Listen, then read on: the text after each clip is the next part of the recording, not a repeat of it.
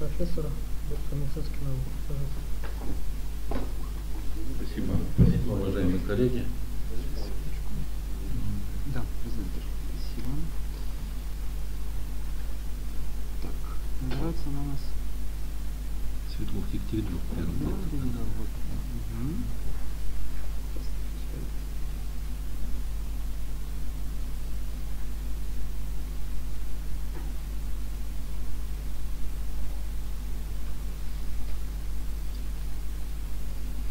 Так, уважаемые коллеги, вот в продолжении предыдущего сообщения о остром бронхите, тема тесно связана с респираторными симптомами, которых основными являются одышка, кашель, свистящие гриппы.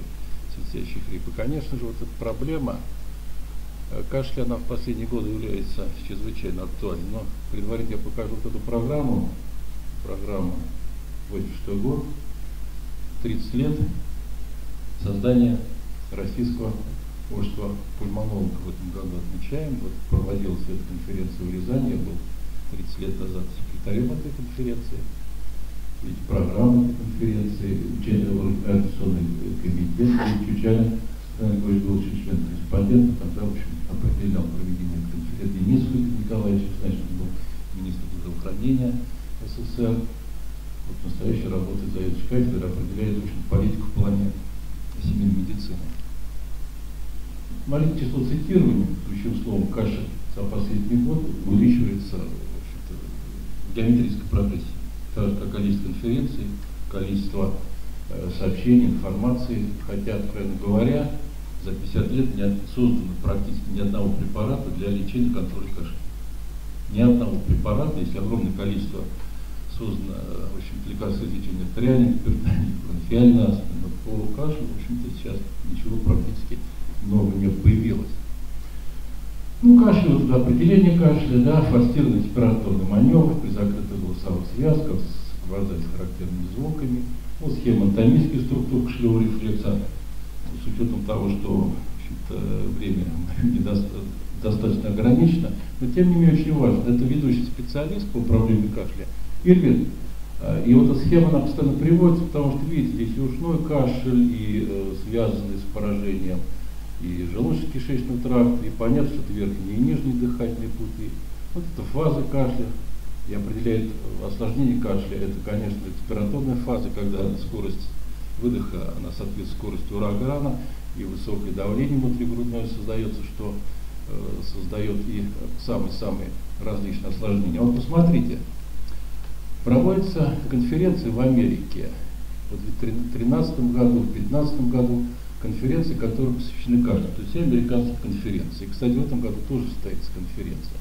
Вот это Амстердам тоже кашель, проблема легочных заболеваний. И председатель доктор Чан, он работает в Лондоне,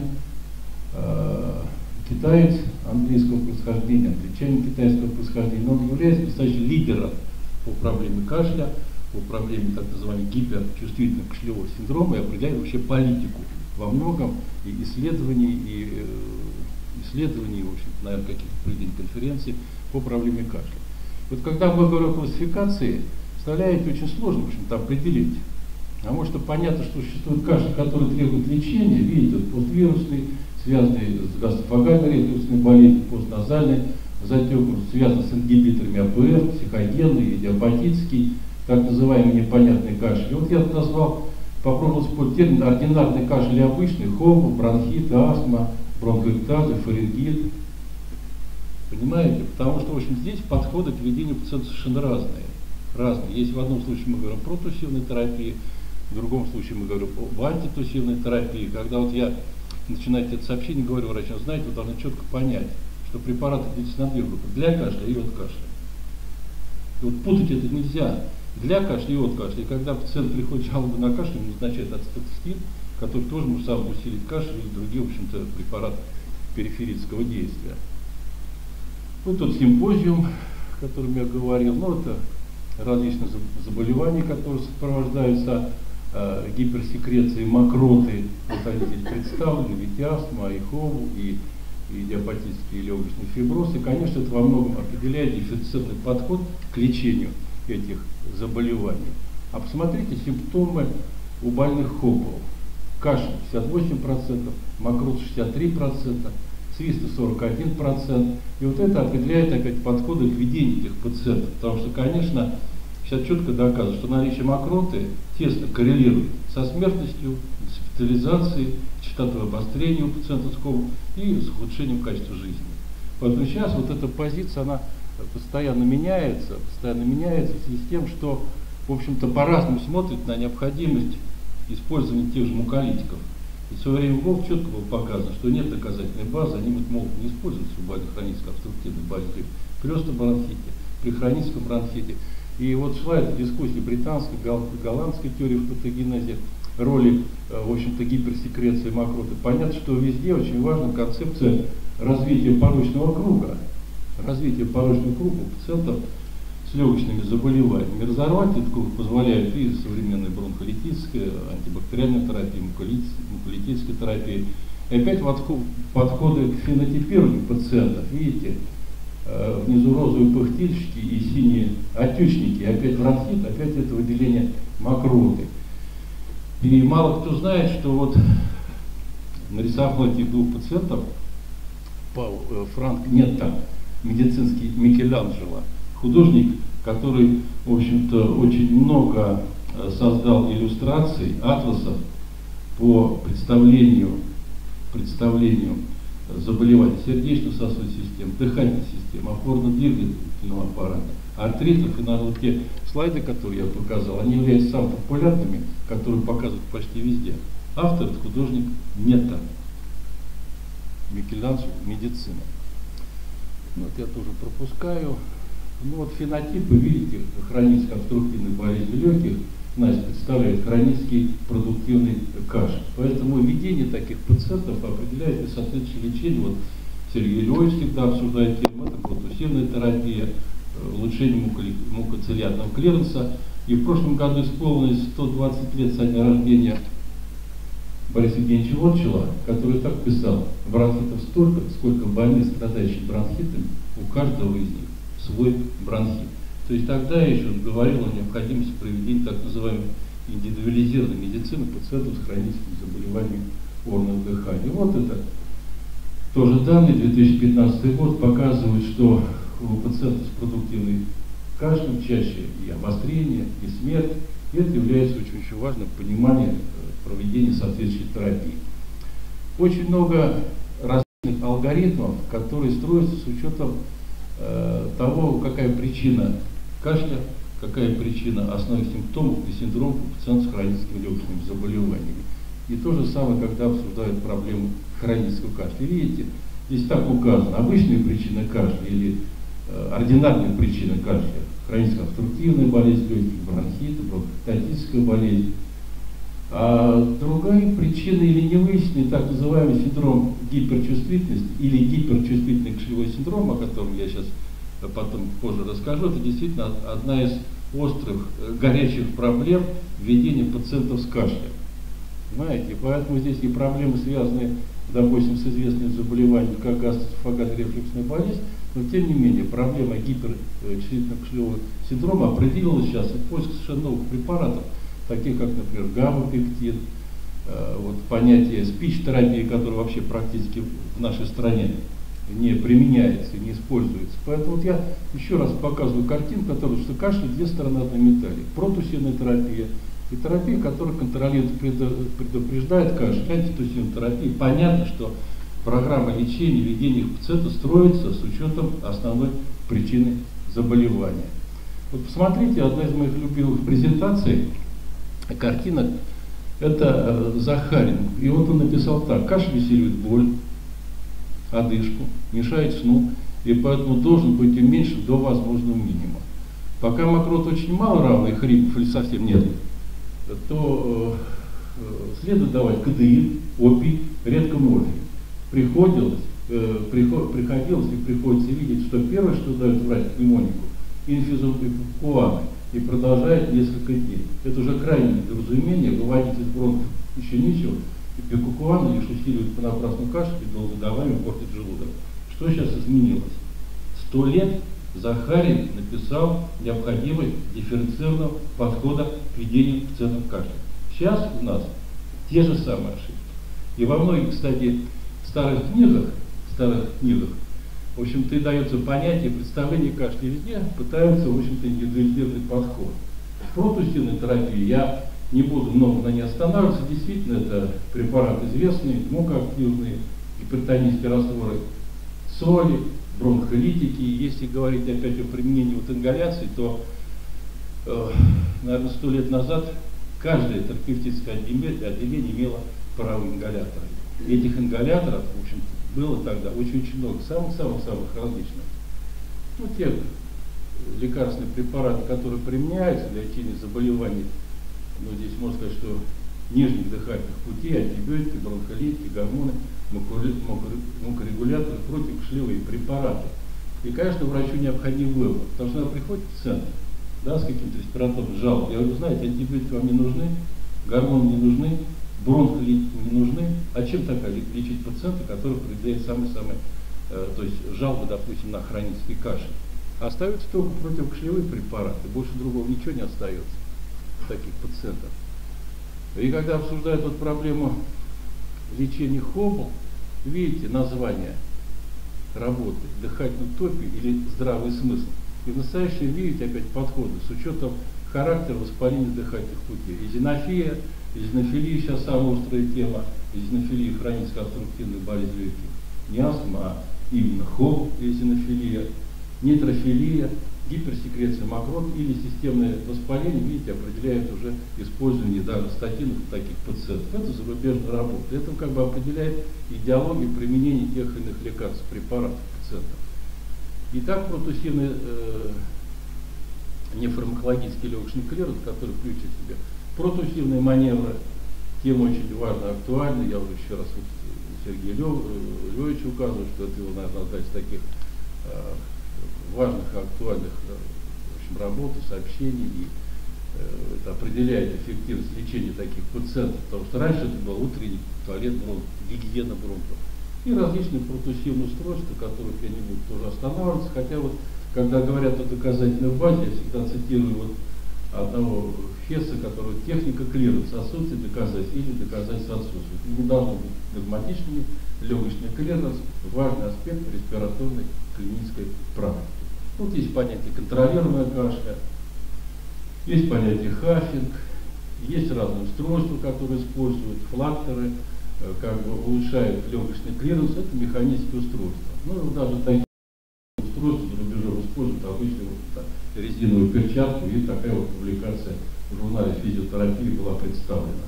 Экстрапульмональный перкуссии. И все вот эти методики, они как бы позволяют разорвать вот этот порочный круг обострения, рецидирования и прогрессирования хронических обструктивных болезней легких.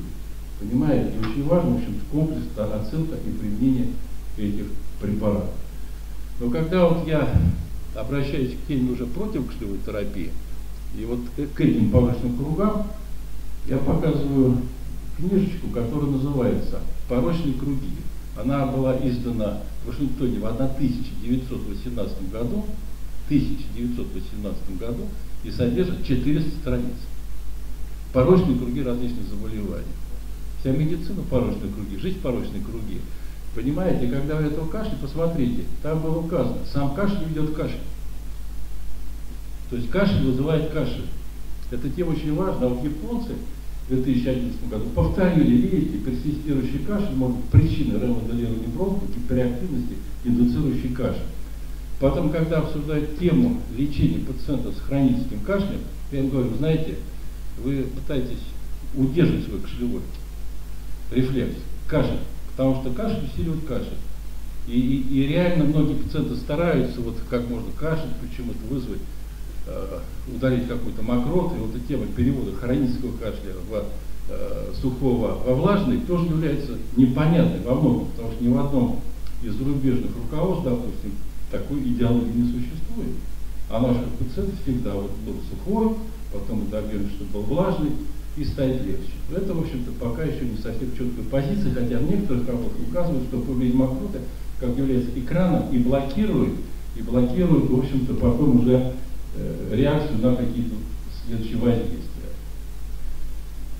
Вот известная большая пятерка, 5 главных причин кашля, о которых уже говорил: постназальный затек, астма, гастроэзофагальная рефлюксная болезнь и терапия ингибиторов АПР. В 1965 году ПРР открыл вот этот ингибирующий фактор, известная змея жирораки, и кашель как класс эффект был установлен в 1985 году. Поэтому во всех руководствах первый вопрос, который должен задать врач, когда у него появился на прием пациент кашель: принимаете вы или не принимаете ингибитор АПР. И много работ, которые показывают клиника, 10-минутная клиника введения пациента кашля. Первый вопрос. Понимаете, очень часто пациенты не читают инструкцию по лекарственным препаратам, которым рекомендовали кардиологи, кашель. Достаточно частной ситуации. Наконец, кашлевой синдром верхних дыхательных путей. Сейчас его раньше называли синдром постназального затека. И почему переименовали? Потому что считают, что не только вот чувство затекания идет кашля, но и воспалительные изменения верхних дыхательных путей тоже способствуют развитию кашля и тесно связаны с проблемой гиперчувствительного кашлевого синдрома. Постинфекционный кашель прошел бронхит, респираторная вирусная инфекция, кашель остается. Как долго? До 8 недель. Потом приходит пациент в прием, допустим, ко мне, 3-4 недели кашля. Вы знаете, по закону жанра кашель у вас должен оставаться до 8 недель. Все успокаивает сразу.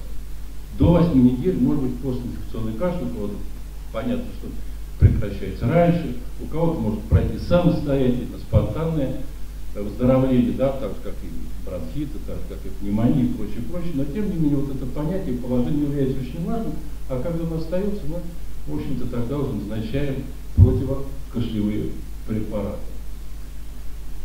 Понятие заболеваний эозинофильных, так называемых, понятно, что это астма, понятно, что это редкий такой диагноз эозинофильного бронхита. Японцы выдвигают концепцию атопического кашля.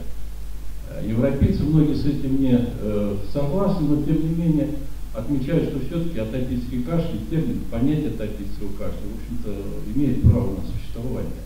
И японские ученые постоянно выпускают статьи, тематика атопического кашля, понятно, что это определяет назначение ингаляционных гормональных препаратов. Гастроэзофагальный рефлюкс. Тоже здесь немножечко частая причина кашля, поэтому всегда нас спрашивают, есть изжога или нет. Если есть изжога, то возможная причина кашля гастроэзофагальный рефлюксная болезнь. Но лечить таких пациентов очень тяжело, потому что даже иногда месяц-полтора назначения ингибиторов протонной помпы, кашель может оставаться у таких пациентов. Вопрос введения таких пациентов является достаточно непростым, как и бывает и убедительное, в общем-то, выздоровление, когда на 5-6 день у пациентов после назначения ингибиторов протонной помпы кашель как волшебной палочкой пропадает. Наконец, термин идиопатический кашель. Говорил, раньше использовали термин непонятный кашель, от слова идиот. Идиот это, в общем-то, непонятно. Идиопатический кашель. Самая тоже такая обсуждает проблема. Посмотрите, какие определения непонятного или идиопатического кашля. Рефрактерный, хронический кашель неизвестной природы, резистентный к терапии, неразрешимый кашель. И вот последняя концепция – это поствирусная вагусная нейропатия. Ну, во-первых, в структуре, если взять заболеваемость или обращаемость по кашлю, чаще всего это женщины. 77% считают, что гендерные различия чувствительности порога кашлевого рефлекса. Вот это определение. 2015 год. Лечение непонятного кашля. И опять вопрос, а как непонятный кашель лечить, если мы не знаем причину? Но тем не менее, вопрос здесь чисто симптоматическая, ургентная такая вот терапия. И видите, здесь определение, что мы считаем хроническим кашлем необъяснимой причиной. То есть вот это очень важная такая, сложная для понимания иногда тема, но она является очень важной, актуальной. И понятно, что в связи с этим вот этот термин кашлевой гиперчувствительный синдром – это новая парадигма непонятного кашля. Лавина публикаций, у нас вот сейчас появились эти публикации по теме, ну переводы, понятно, по теме гиперчувствительного кашлевого синдрома. Почему такая тема? И видите, хронический кашель – нейропатическое расстройство. И действительно, 100 человек переболеет ОРЗ, у 10 остается кашель, который обращается к врачу, ходит всевозможные обследования, томоскопии, томографии и прочее, прочее, прочее. Вот такая концепция, она позволяет в настоящее время и обсуждать тему применения средств, которые используются для лечения невралгии. Гамма-пептин, аминтриптилин и ряд других препаратов. То есть лечение кашля, а использование препаратов, которые используются для лечения невралгии. В России пока это не применяется.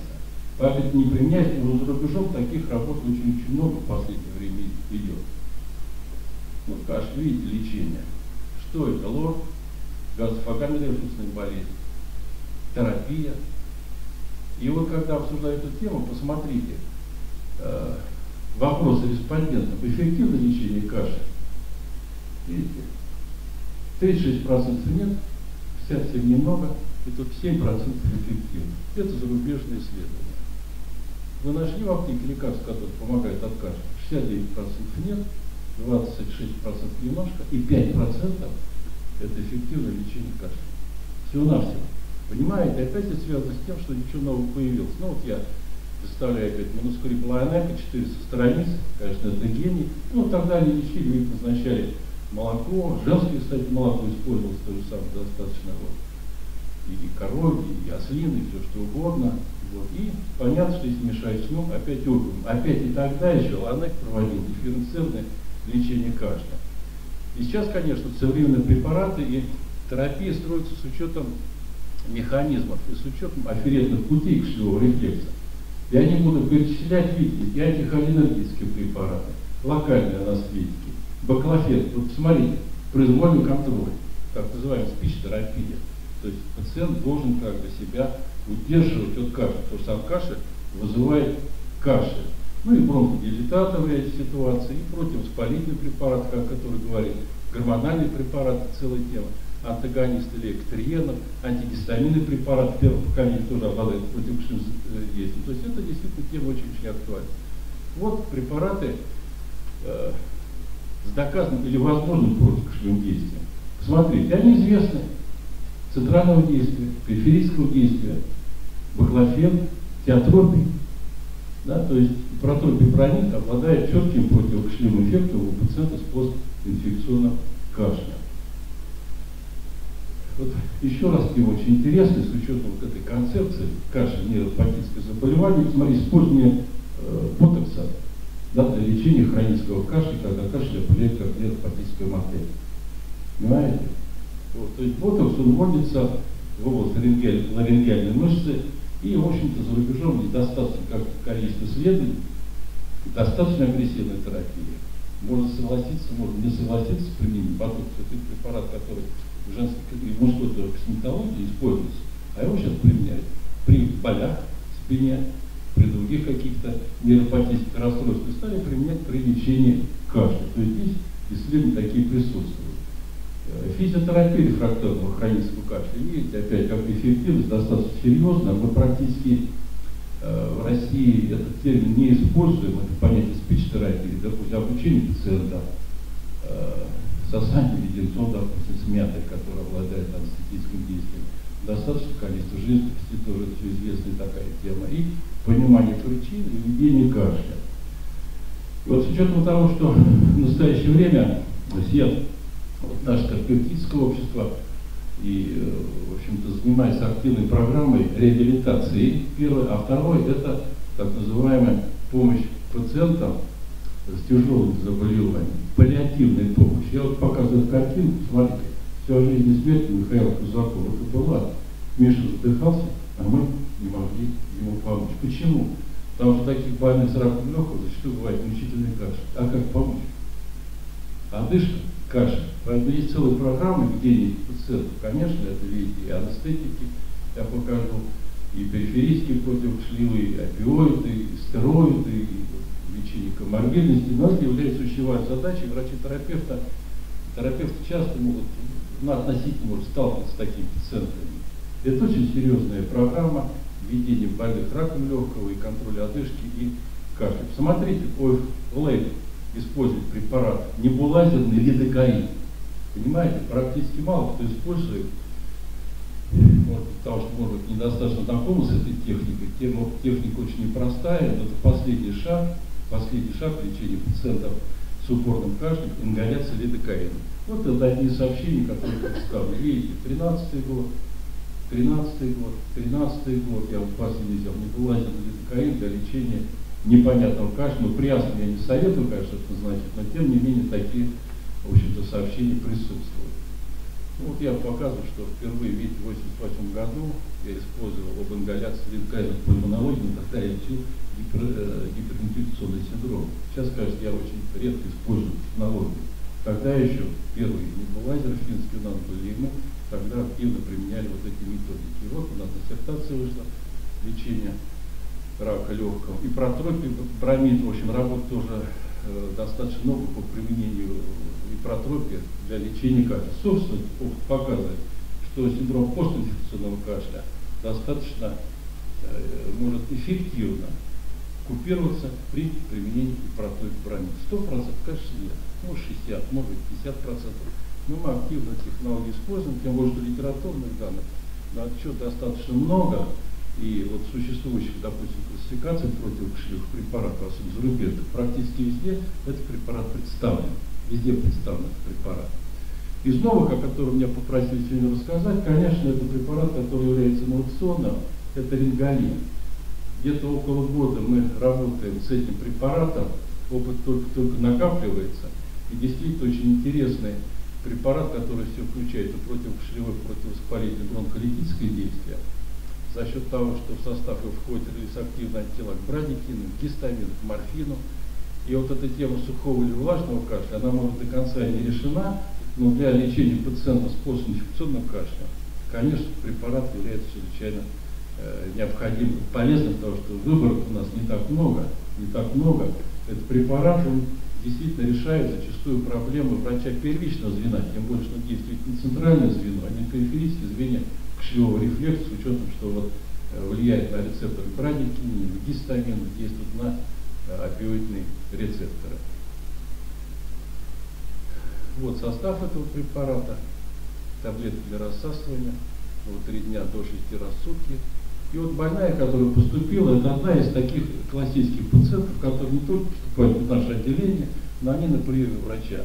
У вас вот пациент, смотрите, сухой приступообразный кашель, провоцируется холодным воздухом, разговором, гипервентиляция, кашлевые приступы, недержание мочи, больна около года, и заболевание связано с перенесением постреспираторным вирусным заболеванием. Посмотрите лечение. Традиционно мукорицкий, бердуал, фитотерапия. Я говорю, не борюсь с травами у больных с легочным заболеванием, бесполезно. Всегда я являюсь проигравшим стороной. Но что хочешь делать? Трава, понес, что больной бронхиальной астмой и с обструктивным синдромом препараты ни в коем случае не должны применяться, особенно мед. И вот она с простым кашлем была направлена в стационар. Ну, мы поставили хронический бронхит, гиперчувствительный кашлевой синдром, назначили соответствующую терапию рингалином, и на 2-3 день кашель у нее прекратился. Это успешное лечение кашлевого синдрома у данной пациентки. Ну, конечно, препарат эффективен, по моему личному опыту, я уже где-то около года применяю препарат в своей работе, где-то 60-70%. Причем показать, конечно, это не рак легкого. Да? Конечно, это не хроническая обструктивная болезнь легких и не бронхиальная астма, а синдром постинфекционного или поствирусного кашля. В некоторых ситуациях синдром постназального затека как-то у таких пациентов кашель проходит. Поэтому еще раз спасибо за внимание. Я хочу заключить сказать, что действительно проблема кашля является очень актуальной. Потому что на последнем конгрессе в Лондоне, в магическом, симпозиум по кашлю не было. В июне состоялся симпозиум, тоже 9-й международный симпозиум в Лондоне, 3 дня. 400 фунтов – это взнос для того, чтобы участвовать в работе в симпозиуме. 400 фунтов. Только программа, никаких материалов печатных, поэтому симпозиума нет. Кстати, так же, как и по другим симпозиумам по кашлю, материалов, как правило, не представляется. Знаете, то есть это о чем говорит? Ну, надо, потому что как пытаются вот именно чуть-чуть в коммерцию внести эту тему хронического кашлевого синдрома, потому что действительно каждый врач по-своему смотрит на эту тематику. Но сейчас, еще раз говорю, что она является чрезвычайно актуальной. В июне этого года состоится конгресс в США, в Вашингтоне, посвящен тоже проблеме хронического кашля, как уже говорил. И тем более связано с тем, что и, наверное, количество пациентов увеличивается с этим состоянием. И каждый врач на приеме, да, встречаясь с такими пациентами. И вот дифференцированный подход к лечению этих пациентов, он определяет и эффективность лечения, во-первых, и то, что нет избыточной терапии, полипрагмазии, потому что, еще раз говорю, препарат для кашля и от кашля. Вот если эта концепция у вас будет понятна, тогда проще будет вести этих пациентов. Спасибо. Спасибо большое, Владимир Николаевич. Интересное сообщение. Следующее сообщение сделает